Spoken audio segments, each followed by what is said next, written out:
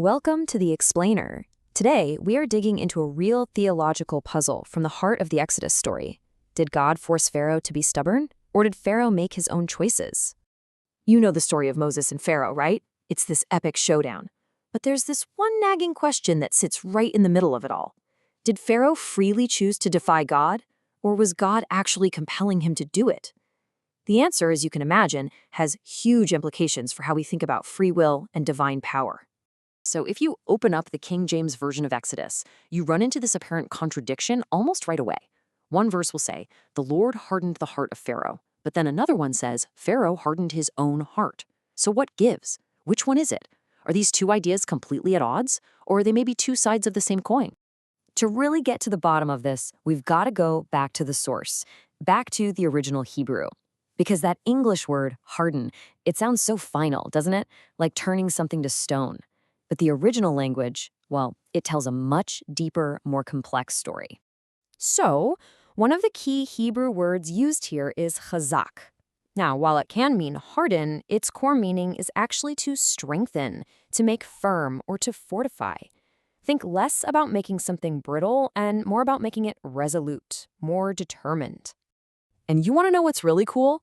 We see this exact same word, chazak, used in a totally positive way somewhere else in the Bible. When God tells Joshua to be strong and of a good courage, yep, that's chazak. He's telling Joshua to strengthen his own resolve.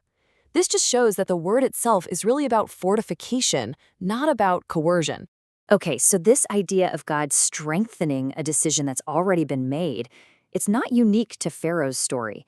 It's actually part of a much bigger pattern of how God interacts with humanity that we see all throughout the scriptures. There's a classic analogy that explains this perfectly. God's presence, his power, his judgments, think of them like the sun. For a heart that's soft and receptive, like wax, that presence can bring about melting and change. But for a heart that is already resistant and defiant, like clay, that very same presence is going to cause it to harden, to become even more set in its ways. And once you see this dynamic, you start seeing it everywhere. In Romans, it says God gives them up to the desires they've already chosen. In Ezra, he stirs up the spirit of a king to act. Even with Judas, right? Jesus doesn't stop him. He just says, do it quickly, basically allowing the course Judas had already set his heart on. In every case, God is working with and through human choices to fulfill his own ultimate purposes. This brings us to what might be the clearest clarification we have on this whole subject, and it's found in the Joseph Smith translation of the Bible.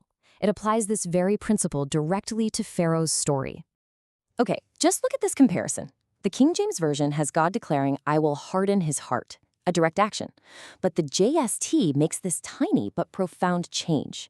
Pharaoh will harden his heart. You see that? It shifts God's role from one of causing it to one of knowing it will happen. He's not the cause. He's foretelling the outcome. And this pattern is incredibly consistent, where the KJV says, "The Lord hardened the heart," the JST says, "Pharaoh hardened his heart." And when the KJV has God saying, "For I have hardened his heart," the JST clarifies, "For he hath hardened his heart." The agency is put right back on Pharaoh. Time and time again, these changes are systematic. They create this singular, clear theological principle.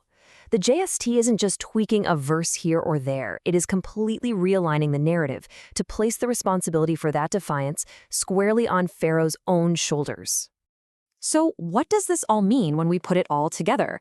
Well, it's a fundamental shift, moving away from a theology of divine coercion and toward one of divine response. And this is what resolves the whole paradox we started with. God can both harden, or more accurately, strengthen, Pharaoh's resolve, while at the same time, Pharaoh remains the one making the choice to harden his own heart. God simply confirmed the path Pharaoh was already stubbornly walking, allowing that defiance to run its full course to ultimately demonstrate his own power. And that leaves all of us with a really powerful question for our own lives. If God's presence strengthens the direction we're already heading, what resolve are we asking him to fortify in us? Is it our humility and faith? Or is it our pride and resistance? It's definitely something to think about.